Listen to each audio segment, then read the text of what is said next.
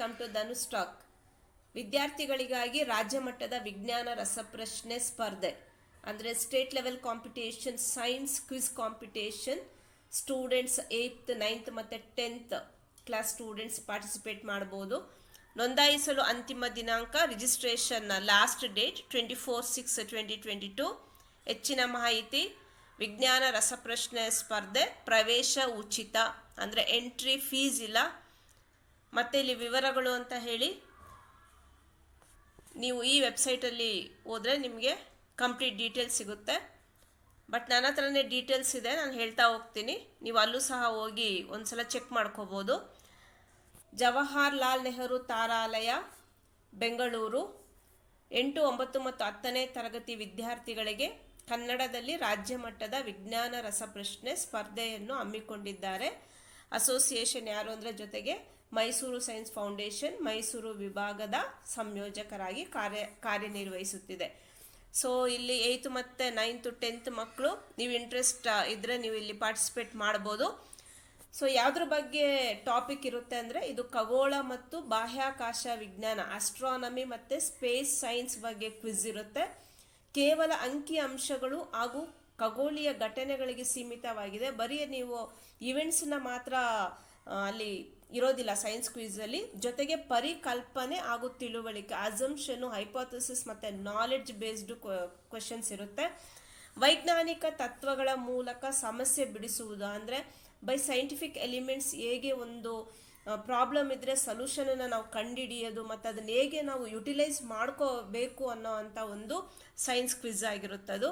So first step ಹೇಗೆ ಅಂದರೆ ನೋಂದಾಯಿಸಿಕೊಂಡ ಎಲ್ಲ ವಿದ್ಯಾರ್ಥಿಗಳಿಗೆ ಆನ್ಲೈನ್ ಬಹು ಆಯ್ಕೆ ಮಾದರಿ ರಸಪ್ರಶ್ನೆ ಸ್ಪರ್ಧೆ 70ಕ್ಕಿಂತ ಹೆಚ್ಚು ಅಂಕ ಗಳಿಸಿದ ಎಲ್ಲ ವಿದ್ಯಾರ್ಥಿಗಳಿಗೆ ಈ ಪ್ರಶಂಸಾ ಪತ್ರ ನೀಡಲಾಗುವುದು. ಸೊ ಇಲ್ಲಿ ಆನ್ಲೈನ್ ಸೈನ್ಸ್ ಕ್ವಿಜ್ ಇದು. ಇಲ್ಲಿ 70 ಮಾರ್ಕ್ಸ್ ಯಾರಿಗೆ ಅದಕ್ಕಿಂತ ಜಾಸ್ತಿ ಬಂದವರಿಗೆ ಒಂದು ಈ ಪ್ರಶಂಸಾ ಪತ್ರ ಕೊಡ್ತಾರಂತೆ. ಹಾಗೆ ಅತಿ ಹೆಚ್ಚು ಅಂಕ ಗಳಿಸಿದ ವಿಭಾಗದ 100 ವಿದ್ಯಾರ್ಥಿಗಳು 2ನೇ ಹಂತಕ್ಕೆ ಆಯ್ಕೆ ಆಗ್ತಾರೆ. ಎಲ್ಲರಿಗೂ ಬಹುಮಾನ ಮತ್ತು ಅಭಿನಂದನಾ ಪತ್ರ ನೀಡಲಾಗುವುದು ಅಂತ ಹೇಳ್ತಾರೆ. ಸೊ ಅದಕ್ಕಿಂತ ಜಾಸ್ತಿ ಯಾರಿಗೆ ಮಾರ್ಕ್ಸ್ ಬಂದಿದೆ ಸೊ 100 ಸ್ಟೂಡೆಂಟ್ಸನ್ನ ಸೆಲೆಕ್ಟ್ ಮಾಡಿಕೊಂಡು ಅವರಿಗೂ ಸಹ ಪ್ರೈಸ್ ಇದೆ, ಹಾಗೆ ಒಂದು ಅಪ್ರಿಸಿಯೇಷನ್ ಸರ್ಟಿಫಿಕೇಟ್ ಕೊಡ್ತೀವಿ ಅಂತ ಹೇಳ್ತಾ ಇದ್ದಾರೆ.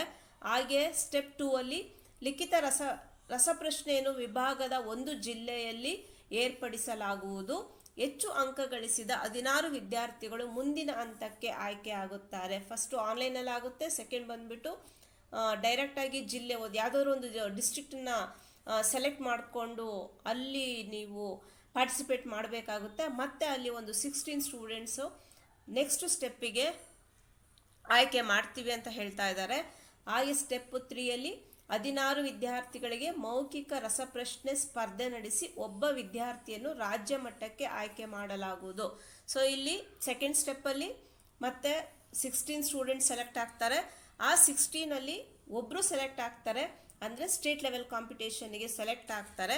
ಉಳಿದ ವಿದ್ಯಾರ್ಥಿಗಳಿಗೆ ಬಹುಮಾನ ನೀಡಲಾಗುವುದು ಅಂತ ಹೇಳ್ತಾ ಇದ್ದಾರೆ. ಯಾರು ಅಲ್ಲಿ ಸ್ಟೇಟ್ ಲೆವೆಲ್ಲಿಗೆ ಅಲ್ಲಿ ಸೆಲೆಕ್ಟ್ ಆಗ್ತಾರೋ ರಾಜ್ಯ ಮಟ್ಟದ ಬಹುಮಾನ first prize 10,000, second prize 7,500, third prize ಇಬ್ಬರಿಗೆ ಕೊಡ್ತಾ ಇದ್ದಾರೆ 5,000. ಸೊ ಸ್ಪರ್ಧೆಗೆ ನೋಂದಾಯಿಸಲು ಕಡೆಯ ದಿನ 24/6/2022. ಮತ್ತು ಇಲ್ಲಿ ಗೂಗಲ್ ಫಾರ್ಮ್ ಲಿಂಕ್ ಇದೆ. ಸೊ ನೀವು ಗೂಗಲ್ ಫಾರ್ಮ್ ಇದನ್ನು ನೀವು ಟೈಪ್ ಮಾಡಿಕೊಂಡು ಸೊ ಈ ಲಿಂಕಲ್ಲಿ ಹೋಗ್ಬಿಟ್ಟು ಅಲ್ಲಿ ಎಲ್ಲನೂ ಕಂಪ್ಲೀಟಾಗಿ ಡೀಟೇಲ್ಸ್ ಇರುತ್ತೆ, ನೀವು ಫಿಲ್ ಮಾಡ್ಕೊಂಡು ಹೋಗಿ. ಹಾಗೆ ಈ PDF ನಾನು ಡಿಸ್ಕ್ರಿಪ್ಷನ್ ಬಾಕ್ಸಲ್ಲಿ ಹಾಕಿರ್ತೀನಿ. ಸೊ ಈ ಗೂಗಲ್ ಫಾರ್ಮ್ ಲಿಂಕನ್ನು ನೀವು ತಗೊಂಡು ಅಪ್ಲೈ ಮಾಡಿ. ಹಾಗೆ ನಮ್ಮ ಎಲ್ಲ ಮಕ್ಕಳು ಸಹ ಸೆಲೆಕ್ಟ್ ಆಗಬೇಕು ಅಂತ ಹೇಳಿ ವಿಡಿಯೋನ ಎಂಡ್ ಮಾಡ್ತಾ ಇದ್ದೀನಿ. And thank you for watching.